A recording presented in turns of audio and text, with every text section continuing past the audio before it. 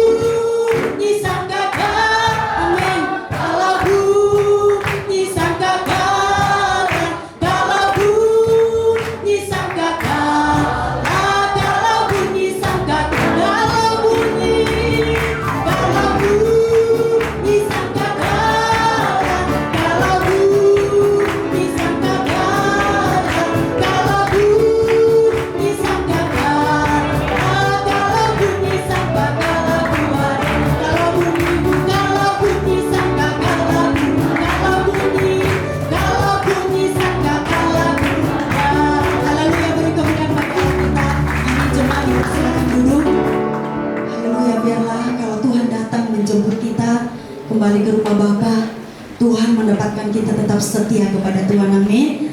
Haleluya. Nama Tuhan, kita akan terus menaikkan pujian bagi Allah kita. Kita menaikkan ada indah pada waktunya. Kita buka pujian kita nomor 26. Ada waktu di hidupku pencobaan berat melukai. Haleluya Tuhan. Kita sama-sama menaikkan pujian ini. Waktu di hidupku pencobaan berat menekan. Aku berseru kepadamu Tuhan. Aku berseru mengapa ya Tuhan, nyatakan kehendak. Jalan Tuhan bukan jalan kita. Tuhan bukan jalanmu. Jangan bimbang ataupun ragu.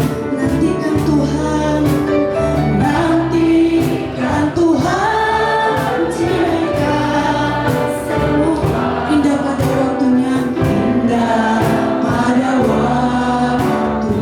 Pada Tuhan kita serahkan masa depan kita. Pada Tuhan masa depanku. Pada Tuhan ku serahkan hidupku. Nantikan Tuhan berkarya. Indah pada waktu. Kita mau menaikkan merenungkan pujian ini. Waktu di hidupku pencobaan berat menekan. Aku berseru mengapa ya Tuhan, nyatakan kehendak. Jalan Tuhan bukan jalanku. Jalan Tuhan bukan jalanku. Jangan bimbang ataupun ragu. Nantikan Tuhan, nantikan Tuhan. Jadikan semua indah pada waktu. Pada Tuhan masa depanku. Pada Tuhan masa depanku. Amin. Pada Tuhan ku serahkan hidupku.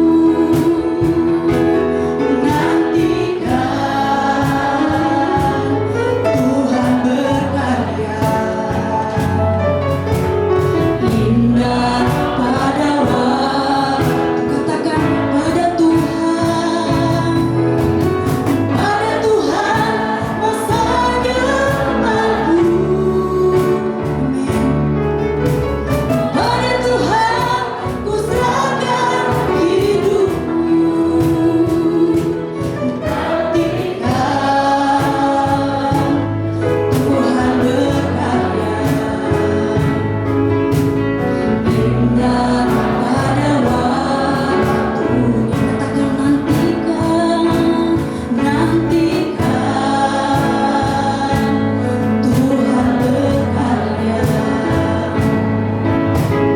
Indah pada waktunya. Indah pada waktunya. Amin. Puji nama Tuhan. Kita yakin dan percaya segala yang Tuhan rencanakan, segala yang Tuhan sudah perbuat di dalam kehidupan kita, kita percaya itu yang terbaik di dalam kehidupan kita. Rencana Tuhan itu yang terindah di dalam kehidupan kita. Haleluya. Kita boleh melihat malam hari ini buat penyertaan Tuhan di dalam keluarga yang ditinggalkan oleh ibu kekasih kita. Biar Tuhan yang memberikan kekuatan bagi mereka.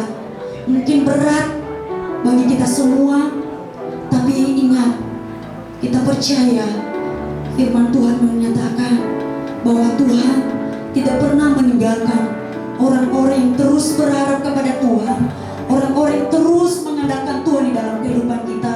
Mari terus kita tetap setia kepada Tuhan. Biarlah ketika Tuhan memanggil kita, kita boleh ditemukan Tuhan tetap setia kepada Tuhan. Puji nama Tuhan, saat ini kita akan mempersiapkan hati kita. Kita merenungkan firman Tuhan yang hidup, firman Tuhan yang ajaib di dalam kehidupan kita. Haleluya, kita mau menaikkan pujian. Allah mengerti, Allah peduli di dalam kehidupan kita. Apapun yang sedang kita alami saat ini, Dia lebih mengerti di dalam kehidupan kita. Dia lebih peduli akan kehidupan kita. Mari naikkan pujian ini sama-sama. Haleluya, Allah mengerti, Allah peduli. Kita buka pujian kita nomor 6.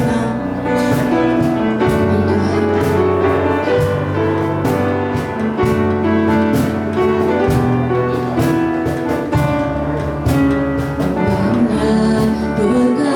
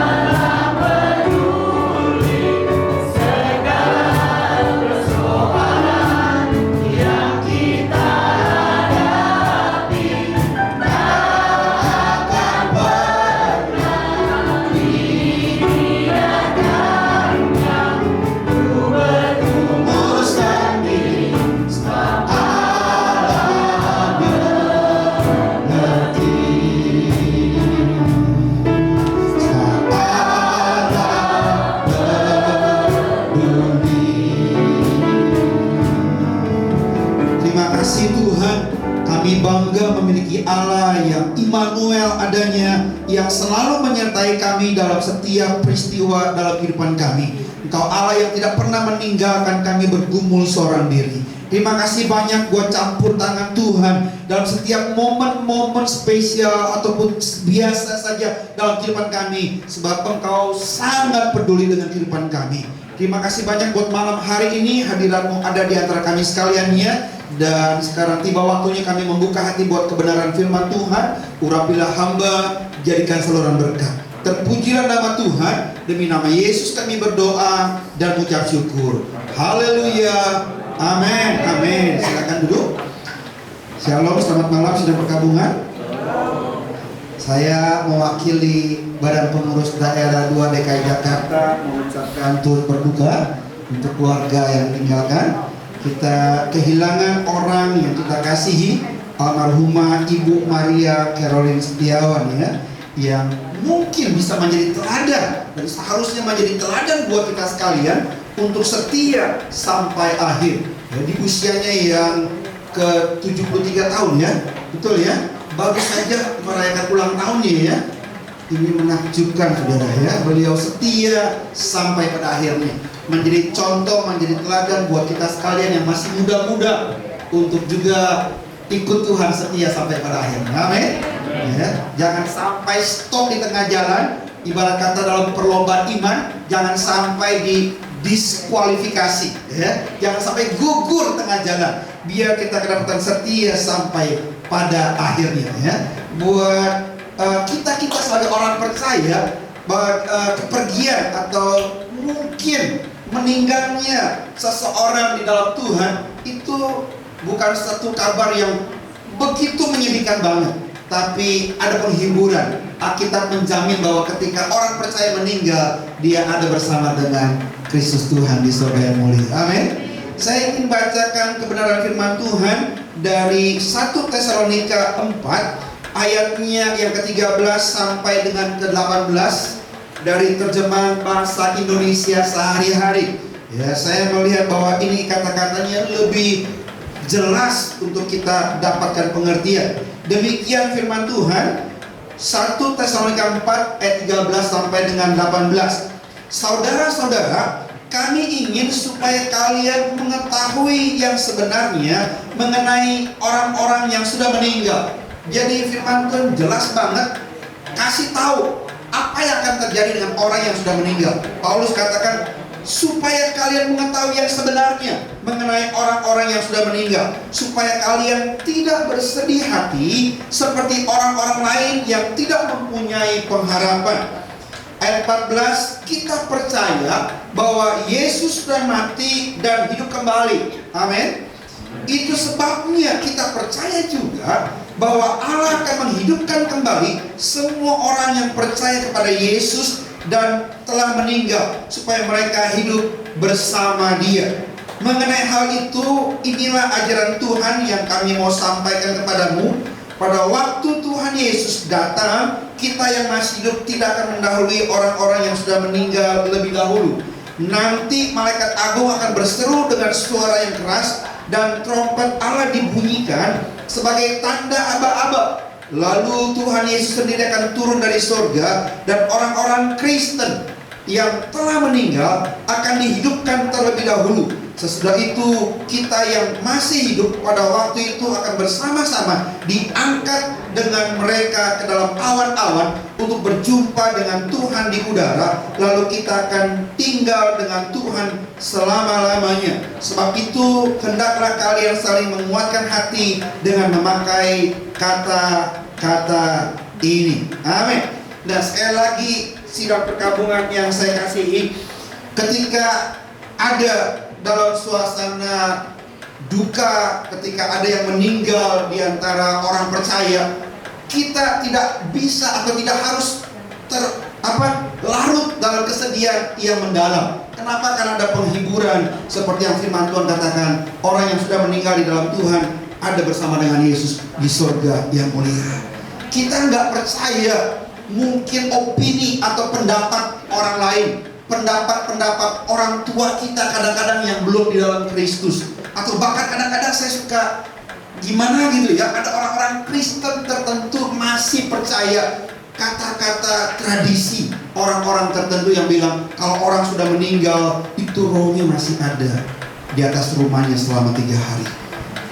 Ada 3 harian atau 7 harian, oh masih beredar-edar di kelurahan, 40 harian masih di sekecamatan, ya, 100 harian dan sebagainya. Kadang-kadang merasa ada roh gentayangan, roh penasaran dan sebagainya. Itu kepercayaan orang lain.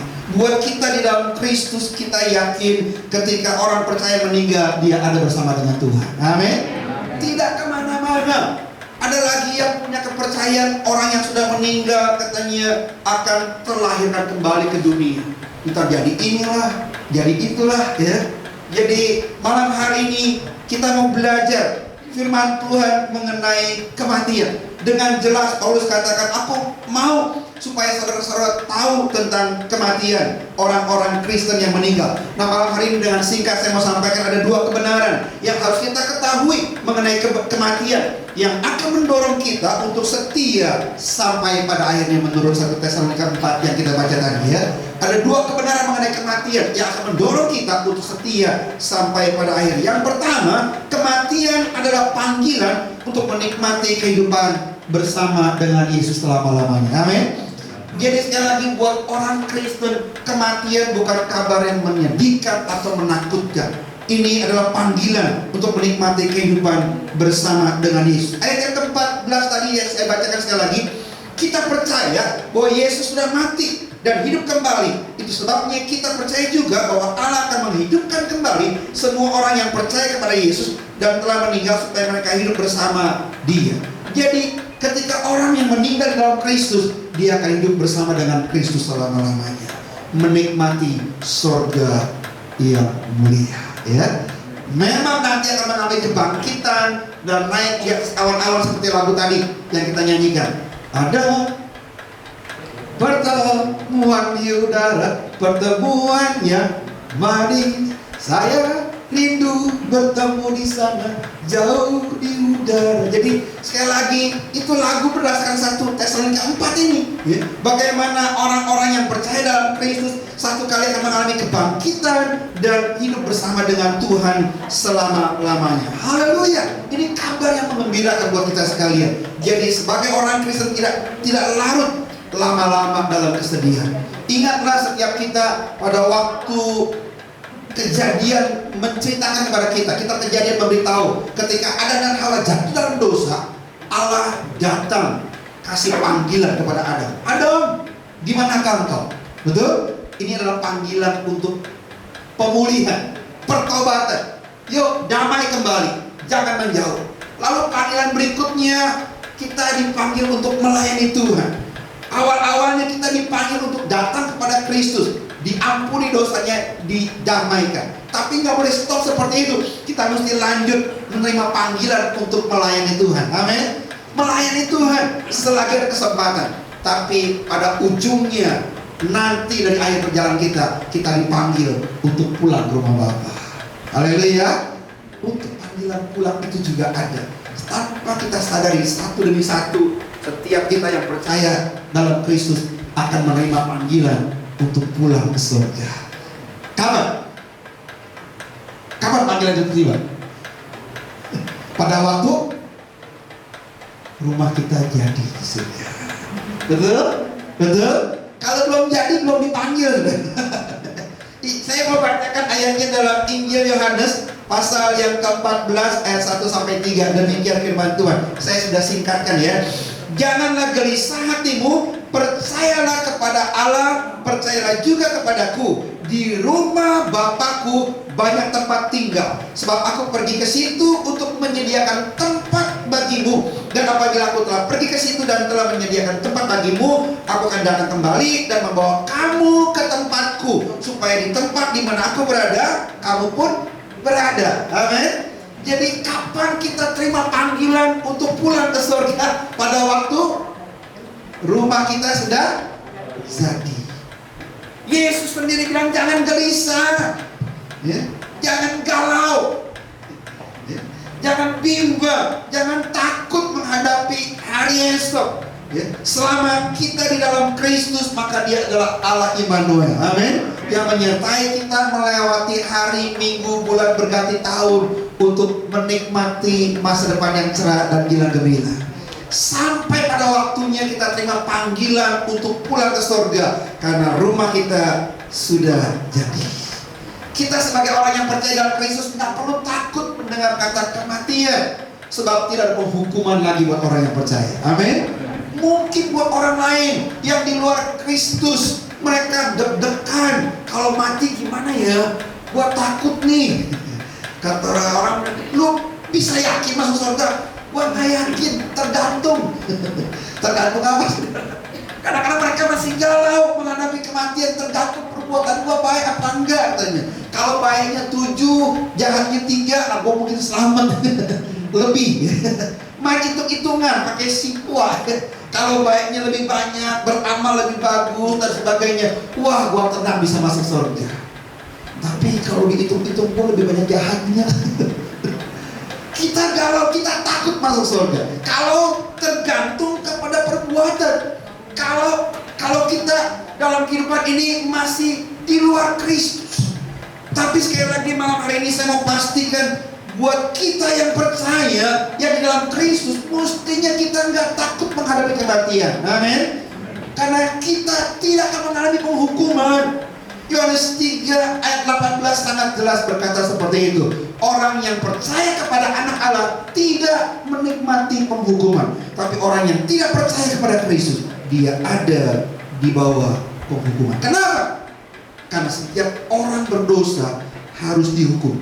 Dan Yesus telah mati di kayu salib menggantikan kita sekalian. Amin. Itu sebabnya kita yang percaya kepada Kristus nggak perlu dihukum. Kenapa? Karena Kristus sudah menggantikan kita. Terima hukuman itu, sehingga kita yang percaya bebas dan bisa menikmati kedamaian, pemulihan, dan diselamatkan, menikmati surga yang mulia. Beda dengan orang-orang yang di luar Kristus. Sekali lagi, mereka masih galau, mereka nggak ada kepastian. Itu sebabnya dalam kesempatan ini, ketika kita sedang diingatkan, ya, ketika almarhumah kekasih kita meninggal, kita diingatkan bahwa satu kali juga kita akan terima panggilan untuk pulang, betul? Dan ketika itu terjadi, mestinya kita mantap, kita yakin bahwa kita ada di dalam Kristus.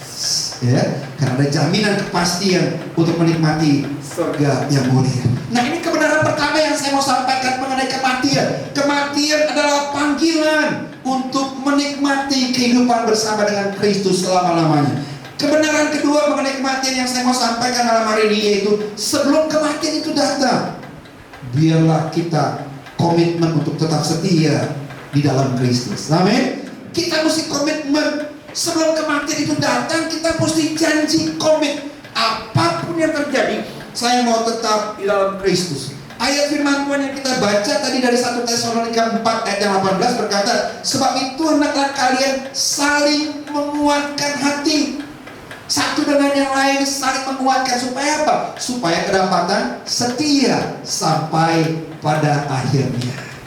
Sekali lagi, peristiwa ketika ada seseorang yang meninggal, puji Tuhan kita bisa adakan di gereja. Ada banyak di rumah duka. Sebenarnya kita diingatkan bahwa satu kali sekali lagi kita akan sampai pada titik ini.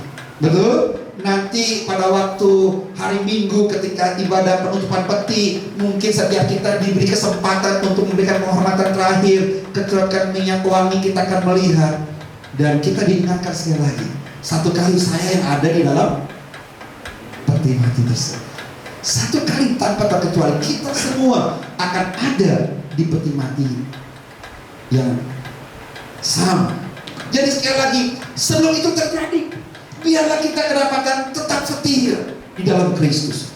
Jangan sampai gara-gara peristiwa, pengalaman, kesusahan yang terjadi dalam dunia ini, kita kandas imannya. Buat orang-orang muda khususnya, saya mau sampaikan, jangan sampai gara-gara pacar, jangan sampai gara-gara pasangan hidup kita pindah agama. Saya prihatin kalau ada orang-orang Kristen tertentu, ya, gara-gara karena menikah dengan artis, karena menikah dengan pejabat, lalu pindah kepercayaannya. Mereka lebih memilih kesenangan dunia yang sifatnya sementara daripada kehidupan kekal selama-lamanya. Sangat disayangkan. Jangan sampai gara-gara pekerjaan, jangan sampai gara-gara uang, kenikmatan dalam dunia yang sifatnya sementara, kita tukar iman kita, banting setir, lalu murtad dari kekristenan. Malam hari ini sekali lagi, ingatlah, kesenangan dalam dunia sifatnya sementara, dan satu kali kita akan mengalami yang namanya kematian. Dan sebelum kematian itu datang, kita mau komitmen untuk tetap setia di dalam Kristus. Amin. Kenapa mesti seperti itu? Kenapa mesti di dalam Kristus? Padahal kan agama lain juga baik, kan kepercayaan yang lain juga sama, bisa membawa kepada surga. Sorry, memang agama yang lain baik, tapi kalau untuk mencapai surga, Alkitab berkata hanya melalui Yesus. Amin. Ayat yang sangat terkenal di mana? Yohanes 3 ayat 16. Iya, itu menyatakan kasih Tuhan yang besar. Tapi untuk menyatakan hanya Yesus saja jalan kebenaran. Yohanes 14. Yohanes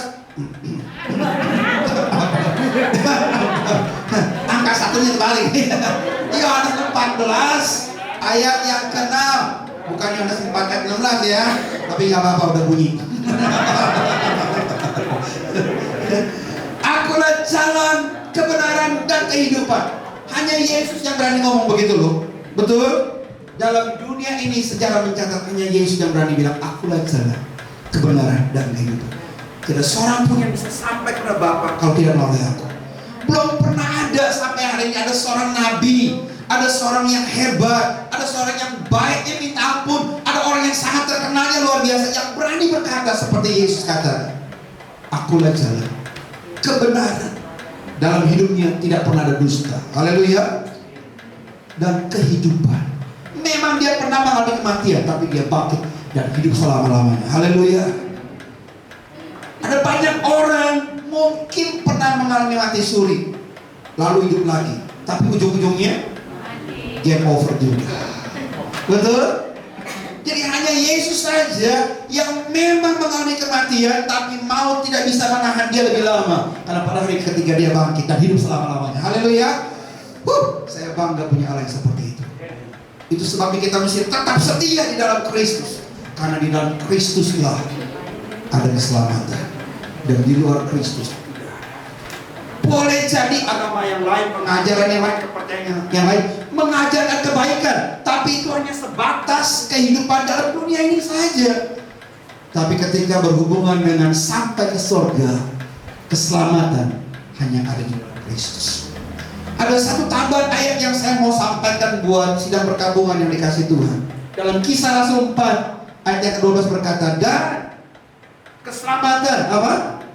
Tidak ada di dalam siapapun juga selain di dalam Dia. Sebab di bawah kolong langit ini tidak ada nama lain yang diberikan pada manusia yang olehnya apa? Kita dapat diselamatkan. Jelas sekali Alkitab katakan demikian. Hanya ada di dalam Kristus saja. Tidak ada nama lain yang bisa menyelamatkan kita. Hanya di dalam Kristus saja. Itu sebabnya sekali lagi, biarlah kita tetap setia sampai pada akhirnya. Kembali kepada teladan yang diberikan oleh almarhumah Ibu Maria yang lanjut usianya, seperti yang kita katakan, umur manusia 70-80 tahun. Haleluya. Beliau selesai, beliau sampai garis akhir.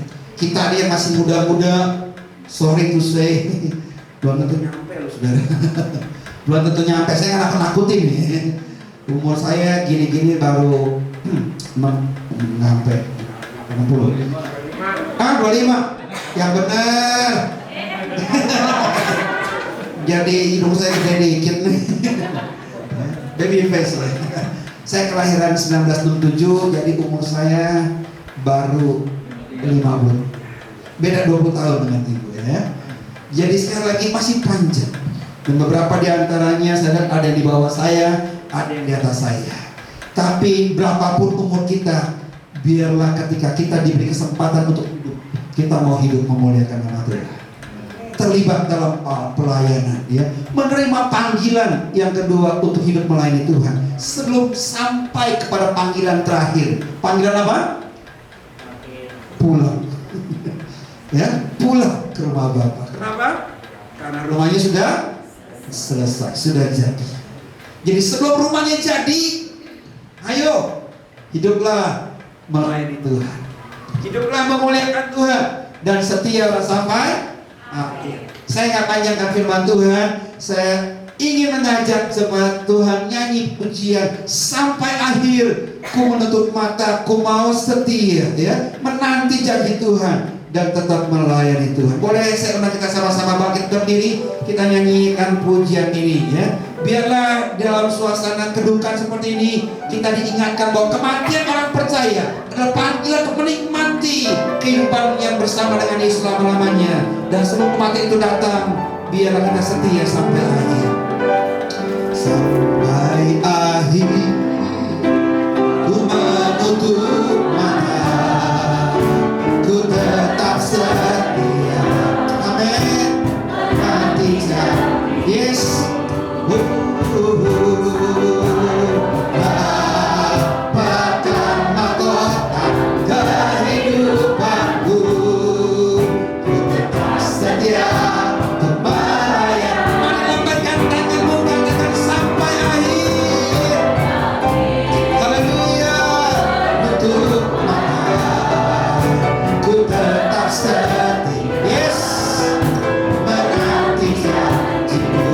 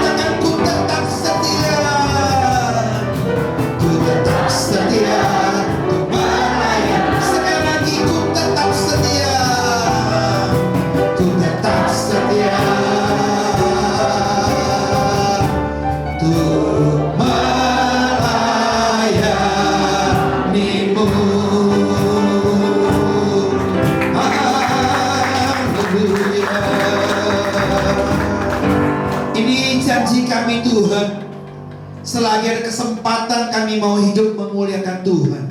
Kami mau setia sampai pada akhirnya. Kami diberi kebenaran firman Tuhan pada malam hari ini, bahwa kematian adalah panggilan untuk kehidupan bersama-sama dengan Kristus selama-lamanya. Dan sebelum kematian itu datang, biarlah kami mau kedapatan tetap setia sampai pada akhirnya. Berkati sidang perkabungan pada malam hari ini. Kami berdoa sekali lagi buat pihak keluarga yang ditinggalkan, Pak Timothy, anak mantu cucu sekaliannya, Tuhan beri kekuatan penghiburan buat mereka setia sampai pada akhirnya.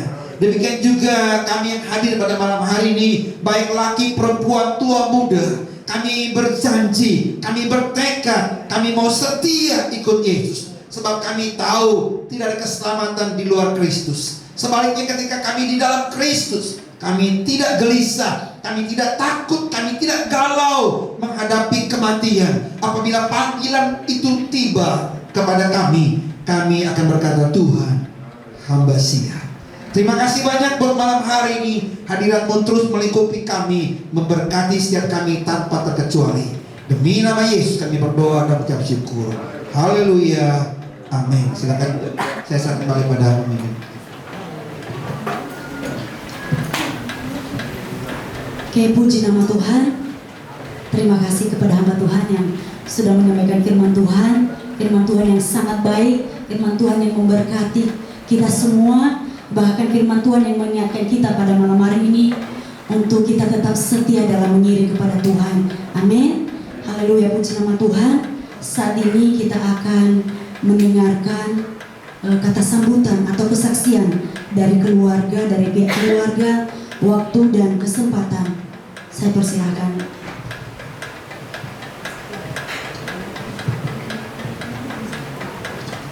Selamat malam, saya mewakili keluarga mengucapkan terima kasih untuk kehadiran Bapak Ibu saudara-saudari pada malam hari ini.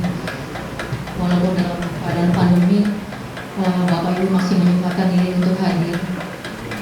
Saya atas nama keluarga mengucapkan banyak terima kasih. Pesan dan pesan saya tentang Mami.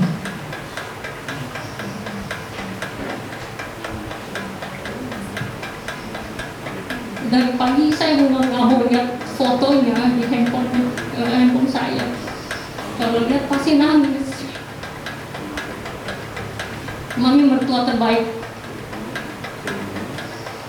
buat kami 4 mantunya perempuan. Mami punya anak 4 laki-laki, mamanya 4 perempuan. Kami ipar akur semua, nggak pernah ribut sama sekali. Kami seperti saudara. Mami itu bisa diajak cerita. Mungkin rahasia Mami lebih banyak ada di saya daripada dia ada di anaknya.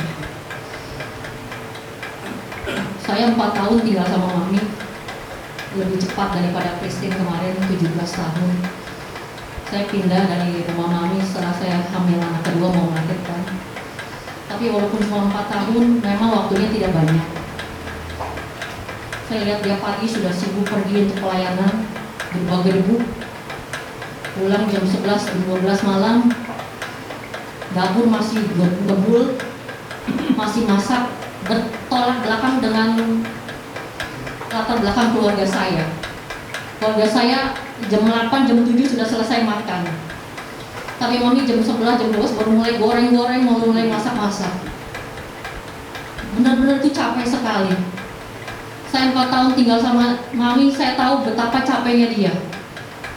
Sampai karena saya nggak tega juga ya.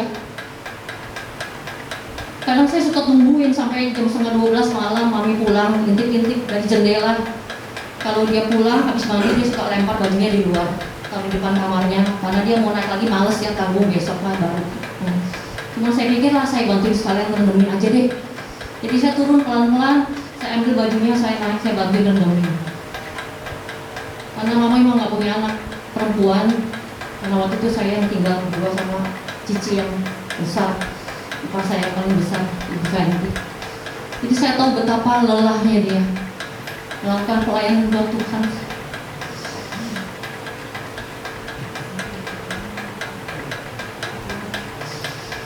Terlalu baik,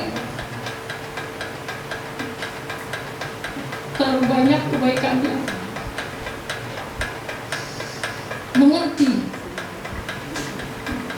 punya tangan yang bisa selalu buat memeluk kita, punya pundak yang bisa untuk disandarkan.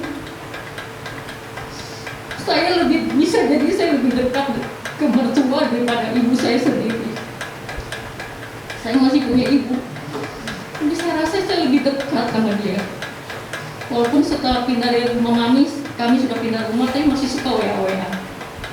Kalau sudah tulis panjang lebar, cerita rahasia-rahasia, dia pasti nggak lupa bilang jangan lupa chatnya dihapus ya, supaya jangan dibaca orang. Saya bersyukur sampai saat ini, sampai Mami pulang ke surga, rahasianya masih saya simpan sampai sekarang. Saya tidak cerita sama siapa-siapa, jangan bilang siapa-siapa, dan kasih siapa-siapa. Jadi saya tahu betapa bebannya itu berat, lelah. Pertandingannya tapi udah selesai. Terakhir 2 minggu yang lalu saya antar dia pergi ke rumah sakit karena badan gak enak badan sama suami. Kami jalan gandengan tangan karena dia lemah. Ya saya memapah dia. Dia bilang sama saya gini, Jen, Mami udah capek, Mami mau pulang ke surga. Dia memang suka ngomong kayak gitu. Saya bilang jangan dong, kenapa ngomong kayak gitu? Nanti papi gimana? Saya bilang, makanya Mami mesti sehat. Kita punya suami yang badannya lebih gede dari kita loh. Saya bilang gitu sama dia. Betul kan kenyataan? Kalau kita nggak sehat, kita gimana caranya ngurus mereka ini yang badannya gede-gede? Betul kan? Saya bilang gitu, saya gedein hatinya gitu ya. Karena memang papi kan lebih besar badannya dari mami kan, angkat juga sudah nggak kuat gitu. Dan kita mesti kuat nih, semangat sampai karena saya sakit mobil sampai saya lupa pencet lift itu mau naik lantai 2 waktu ke klinik ya. Terus mami tanya, "Jadi kita nggak nyampe-nya?" "Oh iya, saya lupa pencet." Saya bilang gitu. Saya bilang, kita semangat. Kita sama-sama punya suami yang badannya besar. Jadi kita mesti lebih sehat dari mereka supaya kita tetap kuat ngurusin mereka sampai mereka tua. Kecuali kalau Tuhan berkehendak lain kita duluan yang pulang, gak ada urusan. Tapi saya nggak mau gitu. Saya nggak mau dia ingat lagi mau pulang ke surga ya. Tapi saya nggak sangka, makanya kemarin itu habis ulang tahun tanggal 17, kebetulan 4 bulan yang lalu mundur ke belakang, saya memang sibuk urusin mama saya. Dia ada keropos tulang di paha itu, jadi saya memang tidak gitu banyak tanya-tanya keadaan dia, dan dia juga mungkin tahu saya lagi pusing gitu ngurusin mama saya. Sebelum dia ulang tahun saya udah ngomong, "Mi, mulai hari Senin aku mulai lagi sibuk ngurusin mama." Saya bilang, saya sebenarnya punya rencana mau bikin dia pastel tutup. Dia pernah ngomong sama saya, dia bilang dia suka pastel tutup saya. Saya bilang, nanti ya, tunggu ini beresin, saya berobat dulu dari Senin sampai hari Jumat, saya selesai itu, nanti baru hari Sabtu baru bisa belanja beli bahan-bahan. Saya nggak sangka dia pulang. Terus dia kepengen juga urusin matanya, mau operasi katarak. Baru minggu lalu dia bilang dia tutup mata sebelah. Dia bilang, "Ini mata mami ada yang aneh nggak?" Aku bilang, "Kenapa?" Emang aku lihat matanya pinggir-pinggirnya agak abu-abunya menebal gitu. Saya tahu itu katarak, tapi saya bilang enggak ada apa-apa. Saya bilang begitu. "Kenapa? Udah mulai nggak kelihatan?" "Enggak sih, cuman kayaknya nggak enak aja." Saya tahu dia pengen ngurusin matanya, cuman memang belum sempat. Kalau ditanyain, "Ayo, kalau mau diberesin kapan?" Saya mau temenin dia gitu. Tapi nggak pernah bisa jawab, beratnya selalu ke papi. Bingung. Nanti papi gimana? Saya bilang, "Nah, nanti papi urusan nanti. Yang penting mami dulu, matanya bisa lihat jelas, badannya sehat, kan kita bisa urus yang sakit." Saya bilang gitu, sampai sekarang masih belum sampai, tapi Tuhan tahu yang terbaik. Saya percaya di surga banyak stok mata yang bagus. Dia juga mau urusin giginya. Dia mau bikin gigi segala macam, belum sampai ya.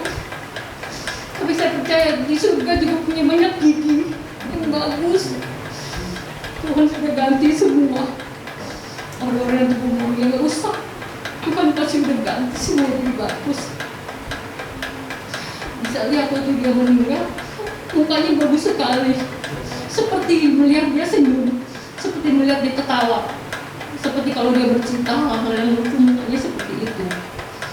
Saya bersyukur sama Tuhan baik, memberikan saya mertua yang terbaik. Kalau di kantor dulu saya ngantor, teman saya pernah cerita mertua begini-begini, saya nggak pernah ngalamin kayak begitu. Mertua begini tidak pernah. Mami mertua yang terbaik. Bisa tanya yang lain semua, dia yang terbaik. Demikian pesan saya. Tuhan Yesus memberkati.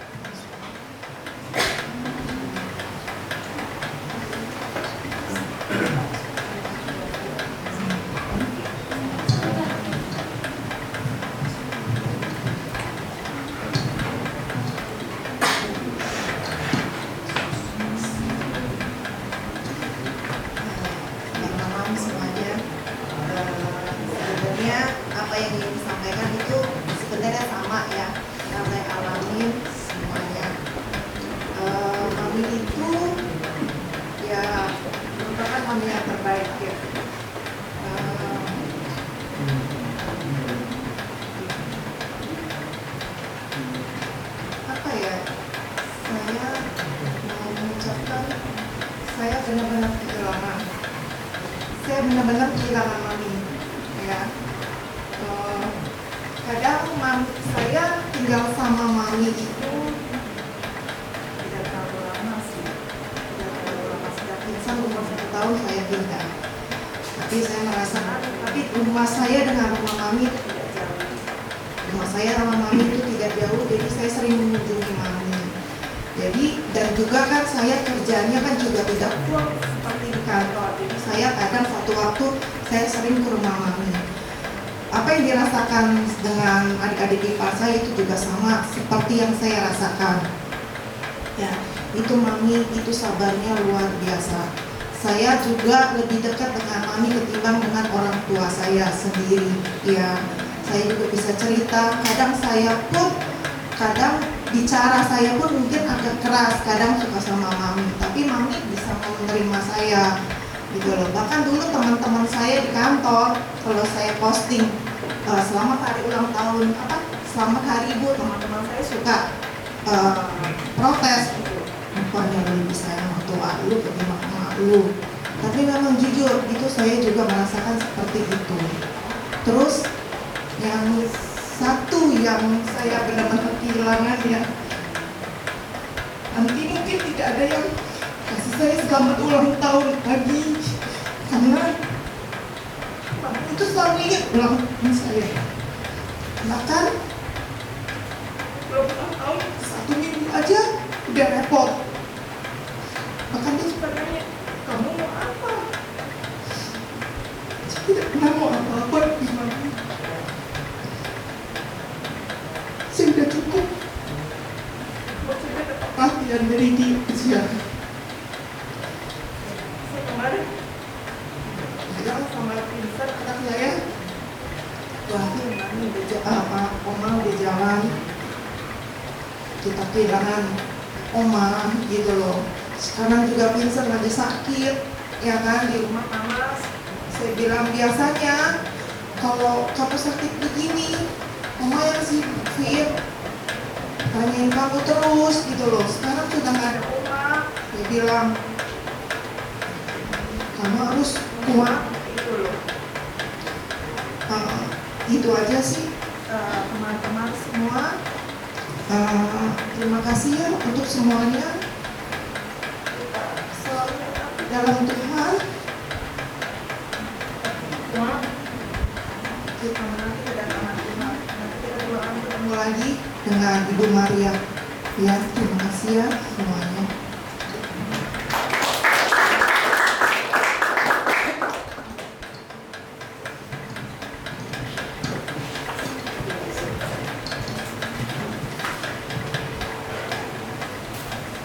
Mungkin masih ada lagi dari keluarga yang mau memberikan kata sambutan atau kesaksian.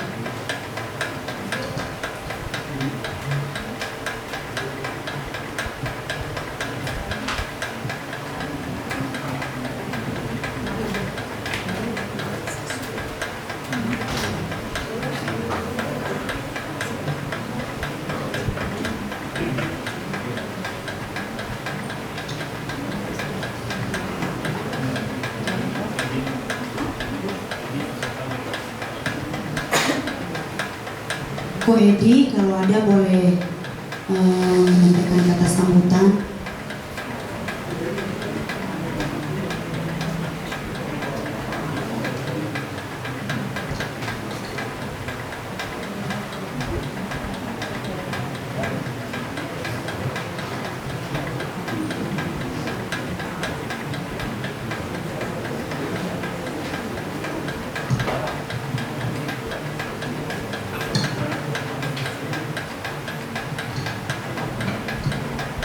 Selamat malam semua. Saya tinggal hampir 50 tahun Bang. Dari sejak saya lahir pernah ya satu rumah.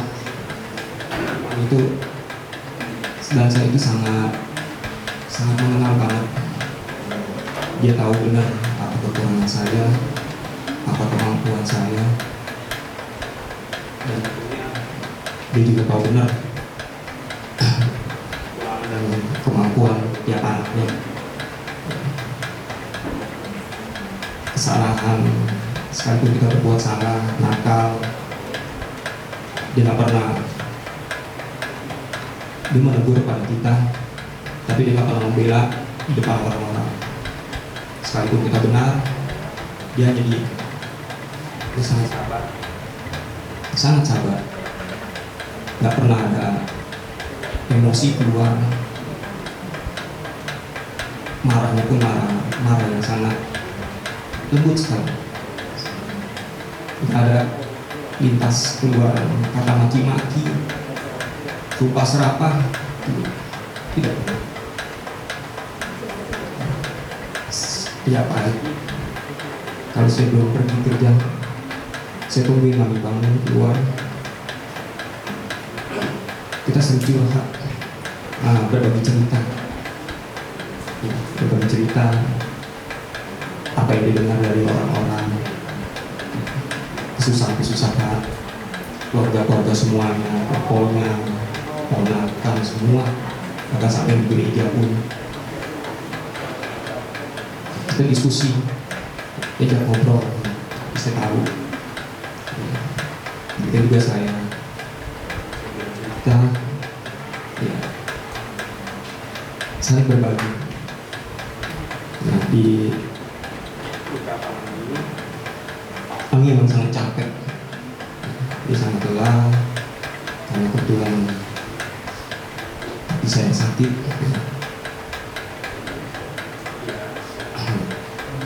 Dia juga walaupun kita kasih bantu atau suster ngurus papi, itu kurang percaya, dia ya sendiri lah, udah diurus sendiri.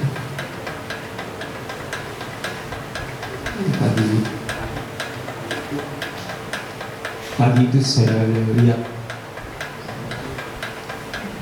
bangun di rumahnya yang terakhir berapa. Sebelum saya pergi kerja, saya masih ketemu. Dia bangun, lalu dia muka mami bengkak ya, kaki mami bengkak. Yes. Untuk supaya saya dia nggak berpikir, dia nggak mau.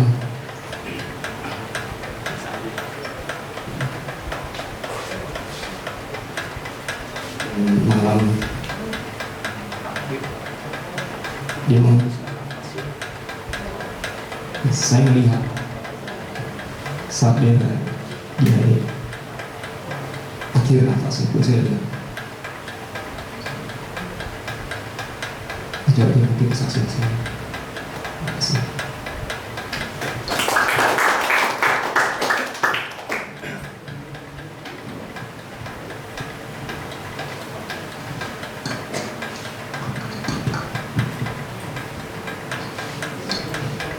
Ya, semoga saya kuat terus ya. Kemarin nggak kuat, saya baru ketemu sehari, gendong mami lagi masuk ngapas, nggak ada yang bisa, terpaksa gendong anak kecil, angkat masuk ke mobil, bawa sampai rumah sakit bilang nggak ada UGD-nya, pindah lagi ke Tarakan, bawa lagi ke Tarakan, sampai gimana ya, jadi ada sedikit trauma dikit di hati. Soalnya di hidup saya ini ada 5 orang tua saya. Belum pernah dengar ya. Saya mungkin habis seperti disusui setahun itu, saya diambil sama opa. Jadi saya tuh tinggal dirawat kecil itu karena opa saya minta sama papi, katanya ini cucu lu temenin. Jadi papi katanya berat hati dikasih. Jadi yang rawat saya tuh Popo, engkong, emak. Popo itu kakaknya dari cicinya dari engkong. Jadi saya dari kecil dirawat sama mereka, tidur sama mereka. Dari orok itu sama emak, saya ingat saya tidurnya sampai ngompolnya saya masih ingat, saya ditarik segala macam. Dan saya ingat satu, setiap tengah malam oma saya itu dia selalu berdoa, dia berlutut, dia sebut anak yang 10 itu dan semua. Karena saya kecil dari dia, jadi saya tuh tahu permasalahan gereja. Ya, jadi saya tahu hamba Tuhan ini datang masalahnya apa, sama aja sebenarnya. Makanya saya dari kecil sebenarnya udah bilang, kok mak, saya menganiat jadi pendeta. Saya mau, saya bilang, karena jadi pendeta itu berat, betul ya Pak ya? Serba salah. Kayaknya kita nih orang sempurna aja. Saya sering ketemu surat kaleng yang gak enakin. Tapi saya tahu perjuangan mereka dari awal. Ya, mereka merintis banyak sekali pelayanan-pelayanan dan sampai akhirnya ke papi juga. Saya tuh kenapa jadi kayak kalong ya? Karena waktu Popo meninggal itu kalau nggak salah tahun 89 ya, 89. Terus saya nggak pernah lupa dia ada di ICU. Tes ya di ICU dan hari keberapa terakhir itu, jadi Popo saya itu masuk, sebelumnya engkong saya juga masuk di ICU dan adiknya engkong ini yang cewek juga ada juga. Jadi ICU itu kakak adik bertigaan, engkong, Popo sama Popo satu lagi, engkong di tengah. Waktu Popo masuk, Popo yang satu meninggal. Nah kayaknya ini denger nih. Nah waktu saya, Tante Lili, sama Om Joni yang sudah meninggal juga, waktu kita taruh semua di sini, itu saya bertiga di situ. Dan waktu saya masuk, dipanggil Tessa sama suster, tolong keluarga Jakaria datang masuk. Saya pikir opa yang meninggal, ternyata Popo. Popo saya lihat jantungnya dulu pakai bulat jebret berapa kali juga meninggal dan di depan mata saya. Setahun. Kedua, opa di rumah sakit di Gladiola di Husada. Itu pun saya nggak lupa. 1 bulan. Satu bulan lebih dia di rumah sakit. Jadi saya sedikit mengulang dia. 1 bulan lebih rumah sakit, hampir setiap hari. Saya tuh tidak pernah selama 8 tahun opa saya sakit, hampir bilang setiap malam saya selalu begadang. Berdua kok sama Tante Lili, Tante Hani, itu saya tinggal dari kecil. Jadi mau saya temenin terus, gantian, anak-anak gantian, kecuali Sabtu saya pulang ke rumah Rabi. Itu jadi saya alamin itu berturut-turut. Orang tua saya meninggal satu persatu sampai terakhir mami, dan pun di tangan saya. Sama Popo saya paling gede berdua sendiri. Dia waktu dia kejang terakhir, dan terakhir juga dia teriak. Ternyata dia muntah darah. Saya sepertinya disuntik, kan mami ada ginjalnya kurang bagus ya. Terus dia ada pembekakan jantung. Nah, jadi mungkin terlalu keras dia belum begitu makan. Padahal sebelum waktunya itu, pagi itu jam 8 saya diteleponin sama Christine, dia nangis telepon, saya syok. Papi nggak bisa bangun, gini-gini, mesti kamu yang gede, Koko datang, buru-buru saya datang ke rumah, bangunin papi habis, badannya basah semua, opol, nggak ada yang kuat. Kebenaran saya gede emang gede kuat. Saya angkat, iya, udah buka semua bajunya, ganti. Oke, dudukin dia sakit, ternyata katanya ada hernia di sini. Saya nggak tahu dia gerak sakit sekali. Kemarin itu bisa datang, katanya dikasih perda sakit sama dokter. Ya sudah beres dia duduk, dikasih buah, menikah semua, ngobrol-ngobrol, nyanyi. Saya masih ada videoin mami juga, mami lagi diam, udah akhirnya mereka mandi beres, duduk. Saya main piano, saya nyanyi. Gitu. Ya saya tahu Yesus cinta saya main, dia ketawa seneng, mami juga di belakang saya main, udah. Itu kenangan terakhir.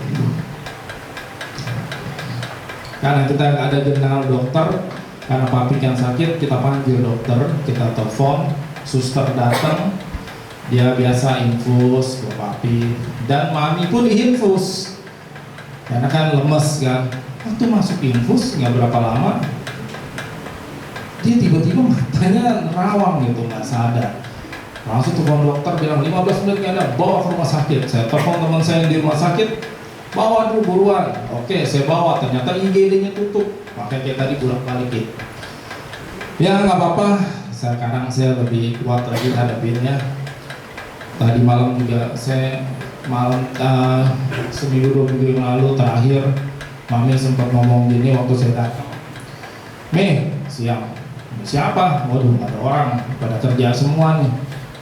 Ngobrol-ngobrol, pas saya mau pulang, mami ngomong gini yang terakhir, Bro, temenin mami dong. Wah, saya nggak biasa berjanji gitu. Ini pada belum pulang, ya pada pergi. Ya udah deh, dah. Jadi saya temenin mami tuh dari siang itu sampai malam.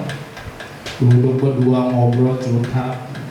Ya terakhir dia bilang kayak gitu, mami kalau pulang surga gimana atau papi dulu. Pokoknya nih nggak usah pikirin, mami atau papi yang pulang dulu. Tidak ada panti jompoan, saya yang pegang, saya handle, saya bilang. Masyarakat, kalau papi nggak ada, mami ikut terus. Kalau mami duluan, papi ikut terus. Pokoknya saya akan urus. Oke, ya udah, tenang ya. Udah terus ini datang, ya saya pulang. Kemarin pun saya jujur, saya baru tahu ternyata mami 9 tahun lebih 10 tahun itu capek banget. Saya seumur baru datang lagi itu untuk nginep tidur berdua sama papi. Dari pulang dari sini saya pulang ke rumah. Dari rumah saya mandi, ganti baju, salin langsung saya ke rumah papi. Saya bawa anakin 2 anak STT untuk temenin, bantu. Karena badan saya udah letih, saya lihat papi masih tidur. Berdua saya ngobrol sama anak-anak, saya masuk ke kamar, saya tidur di sebelah papi. Lagi tidur dia, saya merem nih. Tiba-tiba saya kaget, saya dicakar. Siapa lu? Aduh.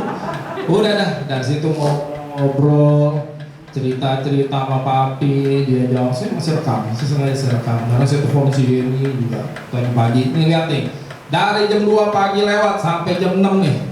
Nih si papi masih ngoceh terus nih ngobrol sama saya nih. Ini jangan-jangan bukan si papi nyusul, saya dulu nyusul mami nih kalau kayak gini nih.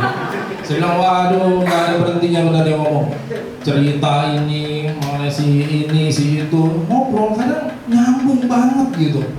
Sekarang bingung gitu. Terakhir dia bilang, papi capek lah pi tidur mulu gitu kan. Enggak, papi capek, gereja capek, semua capek terus. Mami enak udah di surga, engkong di surga, katanya udah mati gitu. Terus saya bilang, Pi, besok saya mau ke Tamburan, saya mau lihat kuburan. Iya tuh engkong, papinya papi udah mati semuanya katanya. Ngobrol terus sih ngomong, terus dia ngorok tidur dong. Sebenarnya udah kelar, saya tidur, kagetnya saya dicakar lagi. Ya ampun, bisa digaruk-garuk digodain. Jadi sampai kali jam 8 makan semua. Janji orang jam 10, sampai saya udah lemes sebenarnya. Sebenarnya kalau badan saya capek sekali. Waktu Christine pun jam 8 itu telepon, saya sebenarnya tidur baru jam 5. Karena saya ada usaha, kadang telepon tuh kalau saya 24 jam, saya sudah letih. Gue bilang capek itu saya capek banget. Jadi kalau melayani Tuhan, dibilang capek, kerja saya juga lebih capek. Jadi nggak usah kita ngeluh kalau kerja buat Tuhan itu capek. Ya nanti udah seperti ini, kita nggak akan capek lagi. Setia sampai mati. Saya cuma bilang kita setia. Jadi waktu gereja ini, kenapa kok nekat dibuka? Nah, ketua wilayah semua nih, saya bukannya gimana. Papi tuh gini, papi tuh orang yang berani mati, orang yang nekat. Maksudnya dia berprinsip apapun yang terjadi Tuhan nomor 1. Sampai dia, saya ikutin dia begini loh. Dia tuh kerja dari Konoko, dari perusahaan Yama segala macam. Dia nih ada rapat sampai minggu depan, hari Sabtu Minggu mau ibadah dia akan pesen tiket apa kereta api untuk pulang dulu ke gereja, baru dia lanjut lagi pergi. Dia tidak pernah tinggalkan ibadah. Ngerti ya? Karena seperti dia lihat dia begitu takut dan taat sama Tuhan. Nah itu mungkin membuat contoh, beri contoh buat saya. Jadi waktu ada pandemi segala macam, saya cuma bilang, benar Pak Nelson bilang, kalau rumah kita nggak jadi, nggak bakalan kita pulang. Covid kecil, kanker juga kecil. Saya nggak pernah takut mati. Kalau dengan hal gitu kita takut mati di depan, itu ada orang bawa pisau, pistol, tusuk kita sini. Lo percaya Tuhan atau lo tinggalin Tuhan? Terus kita bilang hikmat. Kita berhikmat karena pisau, kita bilang aja kita nggak percaya Tuhan. Makanya saya bilang dalam hal kayak begini, jangan ngomong hikmat. Kalau iman kita nggak percaya, jangan ngomong hikmat. Orang nggak beriman tidak akan punya hikmat. Dia nggak percaya sama Tuhan, nggak mungkin Tuhan kasih hikmat. Paham ya? Tidak akan mungkin. Makanya karena itu saya bilang, Tuhan sudah berfirman, jangan tinggalkan ibadahmu. Tuhan berfirman, hari ke-7 dia ada hari Sabat dan dia istirahatkan. Kita harus menyembah dia. Jadi saya diskusi sama papi sama mami. Papi bilang, jangan terus. Oke, mami bilang hati-hati. Entah gereja kita akan ditutup. Papi mami itu memang dua orang yang menyeimbangkan gitu ya. Dan saya di tengah yang bingung. Sebenarnya kalau tanya saya bingung. Cuma saya pikir, saya buka firman Tuhan, saya bilang tidak, kita maju terus. Kita buktikan di sini kesetiaan kita dalam hal beribadah, dalam ketaatan kita beribadah. Jadi saat ini gak selamanya kita gereja awal ya. Kita gereja pertama yang dibuka dari awal dari sekolah minggu kemarin ke 73 tahun. Tuhan masih pelihara tempat ini. Dan sampai kapanpun kalau Tuhan ada, siapa lawan kita? Nggak ada. Orang COVID boleh datang kembali kita doakan sembuh boleh percaya. Saya bukan ngomong, saya percaya Tuhan di atas segalanya. Jangan kalahkan apapun. Setan bisa menakut-nakuti kita. Tapi saat ini akan terjadi pada semua orang. Apa yang kita takutkan? Saya mau seperti ini. Saya ngomong di sini. Saya akan senang, saya akan ketemu orang tua saya. Kita akan reuni. Tadi saya baru video call dengan mami, punya koko, punya cici, udah 80 lebih umurnya, udah putih-putih semua.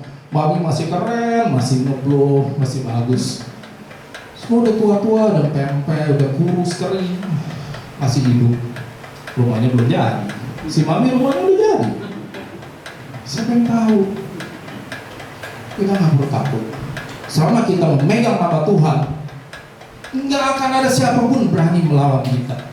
Karena ada Tuhan yang jaga kita. Ya, jemaat yang datang tetap setia. Kita harus layani Tuhan sampai akhir. Saya akan berdiri karena saya tahu awal muasal gereja ini kenapa berdiri, pelayanan kenapa berdiri. Dari gereja ini kecil sampai besar, dari banyak-banyak cabang ke cabang dan ke cabang dengan banyak masalah saya tahu. Tapi itu loh resiko seorang hamba Tuhan. Ya, hamba Tuhan itu ya namanya hamba, mau diapain ya udah itu serba salah ya sudah. Cuma saya tidak akan lari dari firman Tuhan. Yang katakan ya tidak, katakan tidak. Selebihnya itu dari si setan. Tuhan nggak pernah bilang ya udahlah, boleh kesini, boleh kesini, nggak bisa. Ya maju terus. Jangan pernah kita mundur. Setuju ya saudara? Ya, saya sebagai anak yang nomor 3 dari mami, papi kemarin datang karena begitu sekarang papi lagi sakit lagi. Gak apa-apa, saya tetap akan umumkan apa keadaan kita. Saya gak pernah merancang menambah-nambahkan apa kata mantu-mantu. Ada di mantu nomor 1, 3, 4, yang nomor 2 lagi jaga papi, nikah. Jadi ya beginilah keadaan kita. Tetap bagaimanapun seperti Oo juga semua ngomong, papi, opa gak pernah meninggalkan harta, tapi meninggalkan pelayanan.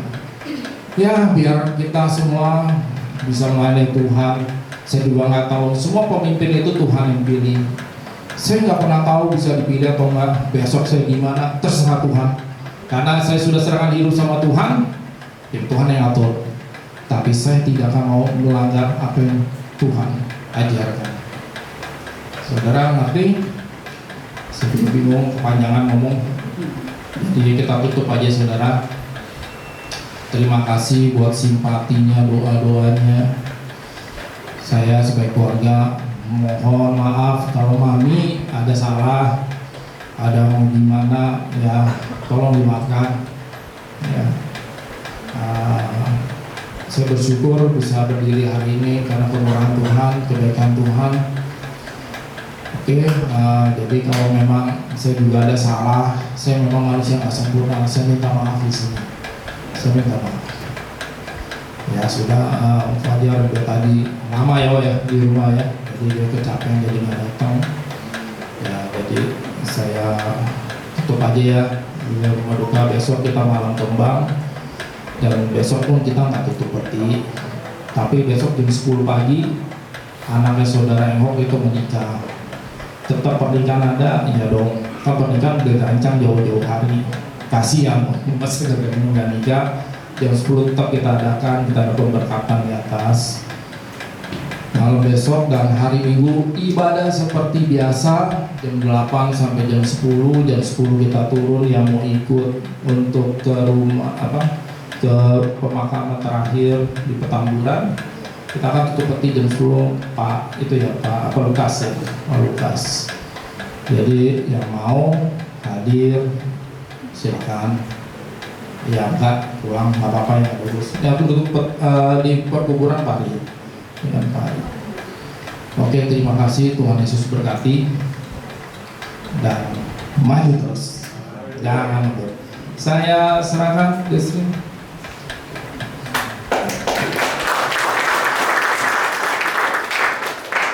Puji nama Tuhan. Saat ini kita akan tutup ibadah kita pada malam hari ini. Saya undang semua boleh bangkit berdiri untuk dan doa berkat kami serahkan kepada hamba Tuhan Pak Nelson untuk memberkati kita pada malam hari ini. Kita menaikkan pujian. Terima kasih Tuhan. Terima kasih Yesus.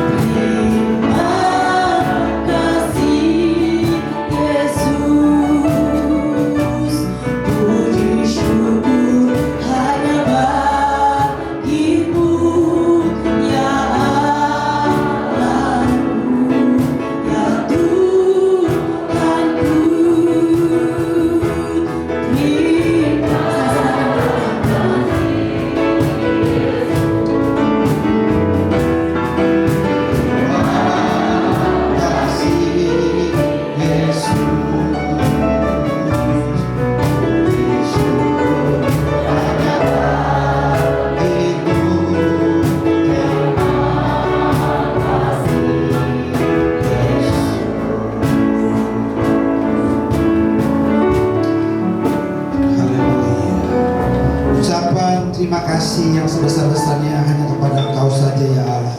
Sebab Engkau sudah campur tangan dalam ibadah penghiburan malam hari ini dari awalnya sampai pada akhirnya. Bahkan sejak kemarin dan kami percayakan juga untuk hari esok dan hari minggunya. Tuhan terus campur tangan dalam setiap kegiatan yang kami adakan. Kiranya kami semua diberi kesehatan yang prima, sehingga dengan tubuh yang sehat kami bisa terus memuliakan nama Tuhan. Terima kasih banyak buat campur tangan-Mu. Sebentar kami akan akhiri ibadah penghiburan pada malam hari ini. Kalau kami akan berfellowship dan pulang ke rumah kami masing-masing, Kau pimpin tibakan di rumah dengan selamat.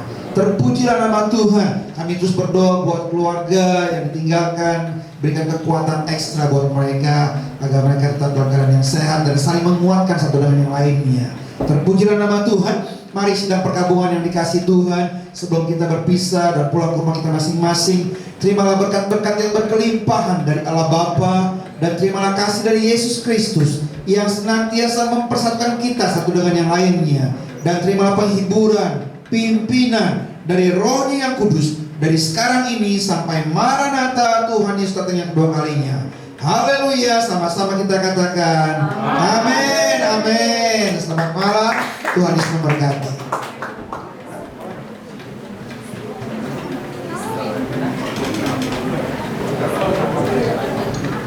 Thank you.